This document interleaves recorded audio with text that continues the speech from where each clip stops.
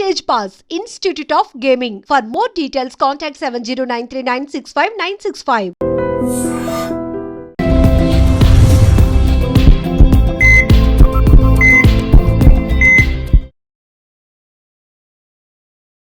నమస్తే, welcome to healthy conversations with I dream media. నేను మీ Jhansi. So ఈ రోజు మనతో ఉన్నారు వంటింటి చిట్కాలకు కేర్ ఆఫ్ అడ్రస్ అయిన చిటిపొట్ల మధుసూదన్ శర్మ గారు. సో ఈ రోజు మనం చాలా ఇష్టంగా తినే పొటాటో గురించి తెలుసుకునే ప్రయత్నం చేద్దాం. అంటే జనరల్ గా పొటాటో అనేది ఇన్స్టంట్ ఎనర్జీస్ ని ఇస్తుంది కాబట్టి షుగర్ పేషెంట్స్ తినొద్దని చెప్తూ ఉంటారు కదా. అండ్ ఈ ఆలుకున్న మిత్స్, దాని అంటే కొన్ని అపోహలు, అలాగే ఆలు వల్ల వచ్చే ఆరోగ్య ప్రయోజనాలు ఈరోజు తెలుసుకుందాము. నమస్తే సార్, ఎలా ఉన్నారు సార్? సో ఆలు చిన్నప్పుడు చాలా ఇష్టంగా తినేవాళ్ళం, బట్ ఇప్పుడైతే కుక్ చేసుకున్నా కానీ అసలు తినాలని కూడా అనిపించట్లేదు, ఎందుకు స్వీట్ కైండ్గా అనిపిస్తుంది. సో నిజంగా షుగర్ పేషెంట్స్లో ఆలు తీసుకోవడం వల్ల ఏదైనా వాళ్ళ ఆరోగ్యానికి హాని కలిగే అవకాశం ఉంటుందా? ఈ విషయం గురించి మాట్లాడదాం. మంచి ప్రశ్న. ఈ ఆలుగడ్డనే కొన్ని ప్రాంతాల్లో బంగాళదుంపలు ఉండరు, కొన్ని ప్రాంతాల్లో ఉల్లగడ్డలు ఉండరు. ఉల్లగడ్డలు అంటే ఇవి ఉల్లిపాయలు అనుకోండి.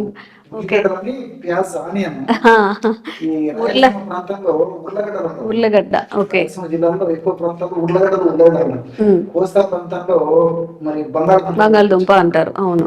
సో జనరల్ ఆలుగడ్డలు అని చెప్పేసి మన ఈ ప్రాంతాల్లో పిలుస్తుంటాం. పొటాటో అని చెప్పేసి దాని ఇంగ్లీష్ పేరు. యాక్చువల్ గా ఈ ఆలుగడ్డలు కూడా బంగ్లాదేశ్ నుంచి ఇతర ప్రాంతానికి సప్లై అయిపోయింది మరి. సో అందుకే దీనికి బంగాళదుంపలు పేరు వచ్చింది. సో పూర్వకాలము ఫస్ట్ మన దేశంలోకి ఎంటర్ అయినప్పుడు ఫస్ట్ బంగాళ ఏరియా నుంచి ఇతర ప్రాంతాలకు సప్లై చేయడం వల్ల దీనికి బంగాళదుంపలు అనే పేరు రావడం జరిగిందమ్మా. కేవలం అందరికి అవగాహన కోసం చెప్తున్నాను. సో సొరకాయలు కొంతమంది ఇష్టంగా తినరు, బీరకాయలు కొంతమంది తినరు, దొండకాయలు తినరు, తర్వాత ఈ దోసకాయలు కొంతమంది తినరు, క్యారెట్ కొంతమంది తినరు, ముల్లంగి కొంతమంది తినరు. ఇలాగా కొన్ని రకాలైన కూరగాయలు, ఆకుకూరలు కొంతమంది తినరు అన్నమాట. కానీ ఈ ఆలుగడ్డ లేదా బంగాళదుంప తినని వాళ్ళు లేదంటే అతిశక్తి కాదు, ప్రతి ఒక్కరు తింటారు మంది. ఎందుకంటే దాని యొక్క క్రేజ్ అలా ఉంటుంది, దాని యొక్క టేస్ట్ అలా ఉంటుంది. దీనికి అనేక రకాల కారణాలు. దీంతో అనేక రకాల పదార్థాలు తయారు చేసుకోవచ్చు. అంటే సమోసాలు వేసుకోవచ్చు, బోండాలు తయారు చేసుకోవచ్చు, పప్పులు వేసుకోవచ్చు, సాంబార్లు వేసుకోవచ్చు, వేపులు తయారు చేసుకోవచ్చు, కూరలు తయారు చేసుకోవచ్చు. ఇలా అనేక రకాల పదార్థాలు తయారు చేసుకోవచ్చు. చిప్స్ తయారు చేసుకోవచ్చు. సో రకరకాల పదార్థాలు తయారు చేసుకోవచ్చు, స్వీట్లు తయారు చేసుకోవచ్చు, హాట్ పదార్థాలు తయారు చేసుకోవచ్చు ఈ యొక్క ఆలుగడ్డలతో. కాబట్టి అంటే టేస్ట్ కూడా ఆ విధంగా రకరకాల టేస్ట్ ఉంటాయి కాబట్టి బాగా ఎంజాయ్ చేయొచ్చు. ఇంకోటి ఏంటంటే మరొక ప్రధానమైన అంశము, సంవత్సరం అంతా దొరుకుతాయి, ఎక్కువ రోజు నిల్వ ఉంటాయి. తర్వాత తయారు చేయడం ఈజీ, వండడం ఈజీ, ఎక్కువ మంది కూడా తయారు చేసి పెట్టవచ్చు ఒకటేసారి. సో ఇలాంటి అనేక రకాలైనటువంటి కారణాల రీత్యా మరి ఆలుగడ్డలు చాలా ప్రాచుర్యం పొందాయి. సో తెలిసి తెలియని అవగాహన లోపంతో మరి చాలా మంది కూడా ప్రతిరోజు ఆలుగడ్డలు లేని వంట లేనిదే ఆ రోజు వాళ్ళు కడుపు కూడా నిండదు, కడుపులో కూడా మిగతా పదార్థాలు పోయినటువంటి రోజులు వచ్చాయి.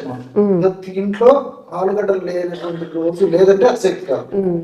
సో మీరు అన్నట్లు ఈ ఆలుగడ్డలు వాడుకోవడం వల్లనే షుగర్ చిన్న వయసులో రావడం జరుగుతుంది. వచ్చినటువంటి షుగర్ కూడా త్వరగా తగ్గకపోవడం జరిగేటువంటి పరిస్థితి కూడా ఉందన్నమాట, చాలా మందికి తెలియదు. సో ఈ ఆలుగడ్డల్లో క్యాలరీస్ ఎక్కువ, అదే విధంగా అతిగా కార్బోహైడ్రేట్స్ ఉంటాయి మనం. సో మనం వాడేటువంటి విధానం కూడా ఎలా ఉందంటమ్మా, ఆలుగడ్డలు మీరు బాగా గమనించండి, చాలా ఇళ్లలో అదే విధంగా రెస్టారెంట్స్ లో కానీ తర్వాత పెద్ద పెద్ద హోటల్స్ లో కానీ ఎక్కువ శాతం సో పై పట్టు తొలగించేసేసి లోపల ఉన్నటువంటి వాటిని ఆలుగడ్డలు కూరలు తయారు చేసి మనకు ఇళ్లలో అలాగే చేస్తుంటారు, మన మార్కెట్ లో కానీ లేకపోతే అదే రెస్టారెంట్స్ లో హోటల్స్ కూడా చేస్తుంటారు. సో పై పట్టులో సూక్ష్మ పోషకాంశాలు ఉంటాయి, ఫైబర్ ఉంటుంది, అలాంటి దాన్ని వదిలేసేసి లోపల ఉన్నటువంటి భాగాన్ని మనం తీసుకుంటాం. అంటే ఇన్సూరెన్స్ పైన 2 పొరలు తీసేస్తున్నాం చెప్పు తీసేటప్పుడు. సో సెకండ్ పొరలో ప్రోటీన్ ఉంటుంది. మన బాడీకి 2 అవసరం, సూక్ష్మ పోషకాంశాలు పోతున్నాయి, అదే విధంగా ప్రోటీన్ పోతుంది. కేవలము కార్బోహైడ్రేట్స్ ఉన్నటువంటి క్యాలరీస్ ఎక్కువ ఈ యొక్క పొటాటో లేదా బంగాళదుంప ఆలుగడ్డలు మనం వాడుతున్నాం. దీని వల్లనే షుగర్లు, బీపీలు, కొలెస్ట్రాల్, వెయిట్లు, తర్వాత ఈ ఫ్యాటీ లివర్ ప్రాబ్లమ్స్, ఇంకా రకరకాల ప్రాబ్లమ్స్ వస్తున్నాయి అన్నమాట. అవగాహన లోపం చేత చక్కగా సద్వినియోగం చేసుకోకపోవడం చేత ఇలా జరుగుతున్నాయి అన్నమాట. అంతేకాకుండా ఈ యొక్క ఆలుగడ్డలు వాడేటువంటి విధానం కూడా మన వాళ్ళు ఏం చేస్తున్నామంటే ఫ్రై కూడా ఎక్కువ వాడుతుంటారు, ఉడకబెట్టి వాడడం తక్కువ. పద్ధతి ప్రకారం చెప్పుకోవాలంటే నేను చెప్పినటువంటి పద్ధతిలో పైన తొక్కతో సహా ఉడకబెట్టి అప్పుడప్పుడు వాడుకోవచ్చు మనం. ఎందుకంటే మిగతా కూరగాయలు ఆకుకూరలో మరి క్యాలరీస్ చాలా చాలా తక్కువ. అంటే 100 గ్రాముల ఆలుగడ్డలో దాదాపు 90 వరకు క్యాలరీస్ ఉంటాయి. అంటే ఒక 2 బౌల్స్ అన్నం తిన్నట్టు అంతేనా? మనం తీసుకునే పద్ధతి విధానం బాగా. ఎలా తీసుకోవాలి సార్? అంటే పొట్టుతో తీసుకోవాలా? ఎప్పుడు తిన్నా గానీ పొట్టుతో తినాలి. తీసుకోవాలి. అది కూడా ఉడకబెట్టినటువంటిదే తీసుకోవాలి మనం ఆహార పదార్థంగా. డైరెక్ట్ ఫ్రైలు చేయడం అలా కాకుండా ఫస్ట్ ఉడకబెట్టేసుకొని చేసుకోవాలి.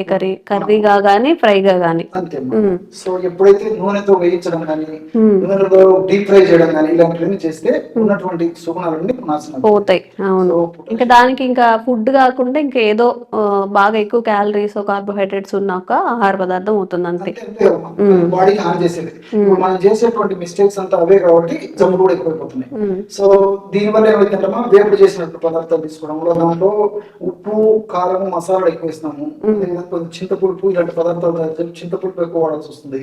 అదేవిధంగా దీంతో పాటు ఎక్కువ టెంపరేచర్ లో ఉష్ణోగ్రత వద్ద మనం పదార్థాలను మనం హీట్ చేసి ఫ్రై చేసినప్పుడు అందులో పదార్థాల యొక్క కెమికల్ ఇది స్పాయిల్ అయిపోతుంది. తర్వాత ఈ నూనెలో కూడా ఆయిల్ లో కూడా అక్రిలమైడ్ అని చెప్పేసి ఒక రసాయన పదార్థం శరీరానికి హానికారకంగా పరిణమించేటువంటి రసాయన పదార్థం ఉత్పత్తి అవుతుంది. ఈ అక్రిలమైడ్ అనేటువంటి రసాయన పదార్థం ఉన్నటువంటి ఇలాంటి ఆహార పదార్థాలను మనం ఎక్కువ రోజుల పాటు తరచుగా తీసుకోవడం వల్ల క్యాన్సర్ కూడా వచ్చేటువంటి అవకాశం ఉందని చెప్పేసి పరిశోధనలు కూడా తెలియజేస్తున్నాయి.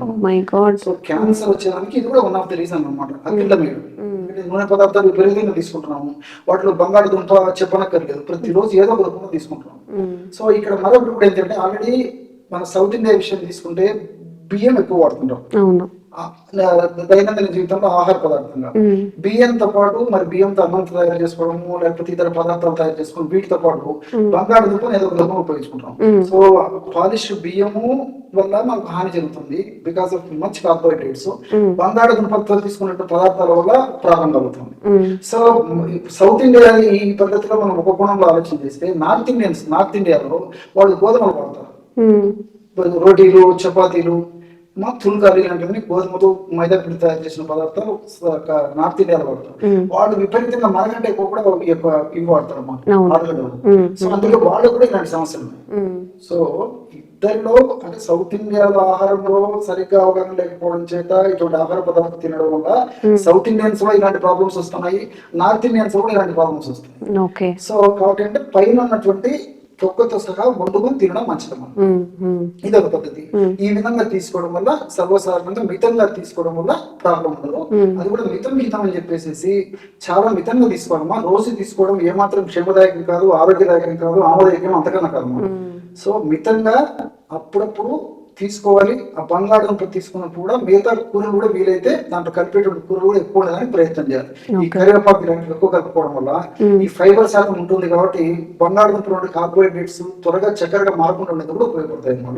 సో ఇలాంటి పదార్థాలు కొత్తిమీర కరివేపాకు పుదీనా ఇలాంటి పదార్థాలు కూడా బంగాళదుంప కూరలు ఉడికించేటప్పుడు వండేటప్పుడు వేసుకొని తయారు చేసుకుంటే మంచిది. సో ఆ పద్ధతిలో అది వాడుకోవాలి. అదే ప్రధానంగా బంగాళదుంప మాత్రమే తీసుకోకుండా కొంచెం సబ్ డిష్ లాగా తీసుకుంటే మంచిది అన్నమాట, ఇంటేక్ తగ్గించుకుంటే. సో ఈ బంగాళదుంపలో ప్రోటీయేజ్ ఇన్హిబిటర్ 2 అని చెప్పేసి ఒక కెమికల్ ఉన్నట్టు పరిశోధన ద్వారా నిరూపణైందన్నమాట.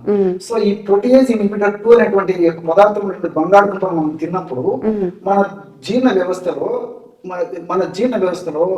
ఈ కొలెసిస్టోకైన్ అనేటువంటి ఎంజైమ్ ఎక్కువ ఉత్పత్తి చేస్తుంది.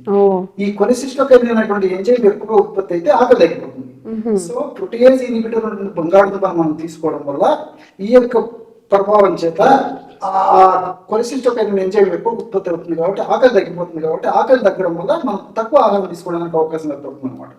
అలా కాకుండా మీరు ఫ్రైడ్ బంగాళదుంప కానీ చిప్స్ రూపంలో కానీ మరొక రూపంలో కానీ బాగా డీప్ ఫ్రై చేసినటువంటి బంగాళదుంపలు తీసుకున్నారు అనుకోండి, సో ఇవన్నీ స్పాయిల్ అయిపోతాయి. కాబట్టి దానివల్ల మనకు మంచి కంటే కూడా చెడు జరిగేటువంటి అవకాశం ఉంటుంది. కాబట్టి మరి బంగాళదుంపను అప్పుడప్పుడు ఉడికించినటువంటి బంగాళదుంపను ఆ యొక్క పైన యొక్క తొక్క లేదా తొక్కతో సహా వండుకోవాలి, తీసుకోవాలి. Okay okay. సో నిజమే అండి, షుగర్ పేషెంట్స్ ఉన్న వాళ్ళు, షుగర్ ప్రీ డయాబెటిక్ అని డయాబెటిక్ వాళ్ళు ఆలుని చాలా ఎంత తక్కువగా తీసుకుంటే అంత మంచిదంట. షుగర్స్ హైక్ అయ్యే అవకాశం, కార్బోహైడ్రేట్స్ కానీ క్యాలరీస్ కానీ ఎక్కువ ఉంటాయి. కాబట్టి మీ ఫ్రెండ్స్ అండ్ రిలేటివ్స్లో ఎవరైనా కానీ ప్రీ డయాబెటిక్ ఉన్నా సరే వాళ్ళకి వీడియో ఫార్వర్డ్ చేయండి, తప్పకుండా యూస్ఫుల్ అవుతుంది. అండ్ ఇంకెలాంటి ఆరోగ్యకరమైన వీడియోస్ మీరు కోరుకుంటున్నారు కూడా కామెంట్ చేయండి, తప్పకుండా వీడియోస్ చేసే ప్రయత్నం చేద్దాం మధుసూదన్ శర్మ గారితో. Thank you sir. Sir, one life lesson what medicine has taught you. Whatever you can do without expecting. But I really believe మన పాజిటివ్ యాటిట్యూడ్ ఉంటేనే మనం ఏదైనా సాధించగలం. గట్ని మనం కరెక్ట్గా డీల్ చేసినట్లయితే అది మనకి పాజిటివ్ హార్మోన్స్ని రిలీజ్ చేస్తుంది. షుగర్ వచ్చిన వాళ్ళ పరిస్థితి ఏంటి? పొట్ట దగ్గర పెరిగితే దాన్ని ఆండ్రాయిడ్ అంటారు, ఆండ్రాయిడ్ ఫోన్ కదా. అసలు థాట్స్ ఎందుకు వస్తాయి? బ్రెయిన్ డెడ్ అంటే దానికి ప్రపంచం అంతా కూడా కొన్ని నిర్దిష్టమైనటువంటి లక్షణాలు ఉన్నాయి. మానసికంగా ధైర్యంగా ఉంటే క్యాన్సర్ జయించవచ్చు. You are a doctor for a cause sir, అంతే. వాళ్ళకి వచ్చిన ఆదాయం కాకుండా ఫ్రీ సర్వీస్ ఎంతమందికో చేస్తారు.